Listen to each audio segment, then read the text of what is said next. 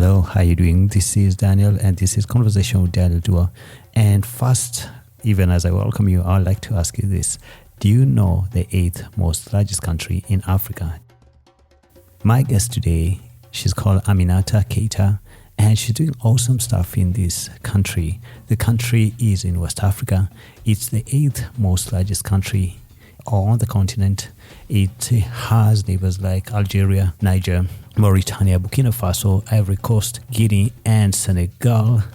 It has almost 50% of its population under the age of 15. Its capital city is called Bamako. The country is called Mali. Today, I'm talking to Aminata from Mali. I don't know if you've ever been to Mali, if you're out of Mali, but now she's going to be giving me and you a preview of her country. We're going to get into the conversation right now. Hello, my name is Aminata Bah Keita. I am Malian.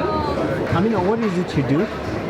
So I'm the CEO of Nia Agrobusiness, which is professional project management, agricultural project management, and food distribution. We are distributing all across the world. For now, we're distributing in Europe and Middle East. So we have a variety of different products. We have products like baobab powder, baobab candies, mangoes, Arabic gums, tiger nuts, and so many others. Okay. How did you get to be the CEO of the company?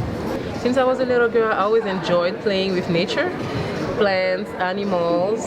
So when I grew up, naturally I kept the love for that. And I started thinking about the idea of the project back in 2014 when I started having some sensitivity with my guts and some allergy due to some chemical problems, chemical ingredients. And so I started looking for whole food and natural foods. And I've always loved working with women. I'm a social person. I like social impact, especially in rural areas. So we're all about sustainable development. Okay. Yeah. It's very difficult to travel within Africa. Mm-hmm. I've never been to Mali. Tell me something about Mali. What would I see? What would I know? How are the people like? What's the food like? What's the culture like? Yeah, so the culture is still traditional. We kept a lot of our traditional values, which is great, mostly because we have one of the best music in Africa, one of the best cultural clothing, and also even the cultural values, the intrinsic values are there. So when you come to Mali, it's like you are in a big city, but at the same time, like in the old days, everybody knows each other in the village, everybody greets each other, everybody loves each other, and we love people from other countries. So you will feel very, very welcomed. Yeah. How would you contrast that with Nairobi? So I think in Nairobi we have a lot of developments. So we have Mali we don't have big buildings yet, and so we still in that traditional way of living. We developed. That's not a question. That's not a doubt. But in Nairobi, I think there's more technology. You guys are more in the new world, I think. But the common thing is that you guys are so social and kind and welcoming with strangers. I think we share that a lot. Okay. Yeah. So what are you taking from Kenya back to Mali, and what should you bring to Kenya from Mali? Okay. So what I'm taking from Kenya to Mali is the good energy of people, positive vibe. People are they're free in their mind. They're so nice, so kind. I love that about here. And actually some of the Maasai culture. And from Mali, we're bringing our good music. We've been playing some Kora music here earlier, and also some great whole foods. That's great for people, from the babies up to the oldest people. Yeah. So where you see yourself in the next probably 1 year, 5 years going ahead, and what is it you would tell to our daughters, to our sons going forward? So the main reason why I started Nia, the journey with Nia Agrobusiness, is to be able to touch as many people as possible, in understanding that it's so important to eat well, take care of yourself spiritually and also emotionally. And with everything we consume, we have some energy going inside of our body.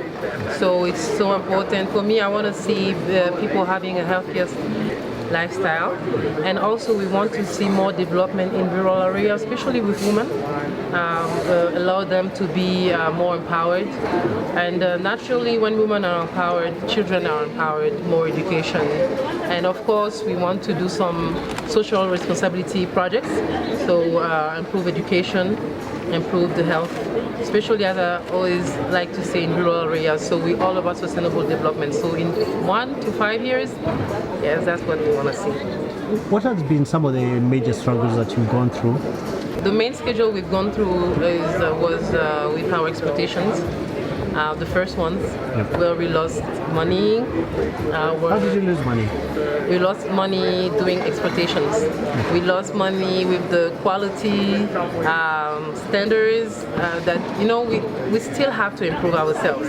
So we're doing our best, of course, but when you're exporting from Africa, from a country in Mali where there's no port, to another continent, we've learned a lot with these lessons that we have to.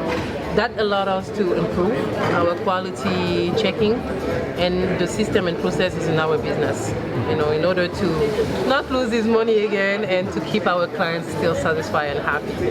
Okay. Yeah. What keeps you going on a rough day, when you're having a really rough day? The vision I have inside my head. I'm sure everything is going to be great again, everything is going to be positive. I'm a very positive person, actually.